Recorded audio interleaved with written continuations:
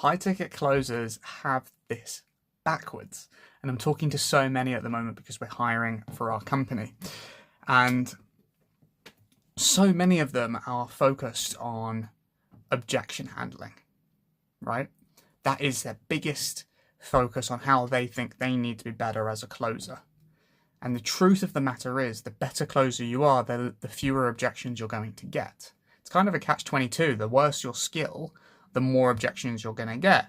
And what's funny there is that you're also going to be the least likely to be able to handle objections. Whereas the better you are, the fewer you get. Shocking. But I will often ask to people, what does a good offer or a good opportunity look like? And people will give me the right response of a product or a service that resonates with me, that I can empathize with and I understand. And I've never really thought about the reason as to why that's better, other than you're getting a lot of conviction because you believe it's going to work. And conviction goes so far in sales. If you truly believe you have the solution for the person that you're speaking to and you want to help them, it becomes your moral obligation to make sure they don't leave without buying. Right? Or at least making a decision to make a change and pointing in the right direction to get that change if it's not you. But I have realized another thing today from a really unlikely interview, actually. I wasn't expecting very much from it, but I just wanted to check my hunch. So I spoke to this guy and he came out with a line which I thought was lovely. It was, the objections that you would have are likely the objections that your customer is going to have. And so we have definitely seen this before. For our offer is 6 weeks free, and for that we take a deposit for 2 reasons. One, we have limited spaces in our service, and so by someone taking a space in our service and we can't then give it to anyone else, right? So if they don't show up, that's a spot we could have given to someone else. And the second one being, if they don't show up, they're not going to improve, obviously. So that's why we take a deposit. And some people think that that's not free.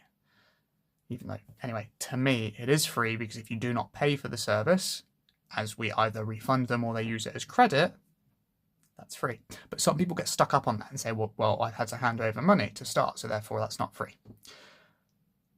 So that objection is one that they have, and they haven't got an internal overcome for that objection. And so when it comes up, they get stumped. There's no way for them to handle it because it's one they have themselves. And so this is why having such strong alignment and such strong conviction for what you sell is so powerful, because you can overcome every objection because you genuinely believe, and you have gone through that in your own mind, that it is the right thing. In every scenario, you've gone over all the objections that you would otherwise have, and there aren't any left. And so when you have to do that to help someone else through that, it's not tough. But if it's for something that you don't believe in, or you don't trust the process, you don't trust the company, there aren't the testimonials or the proof that it does work, it's really hard to overcome the questions when they come, because they're the doubts that you have too.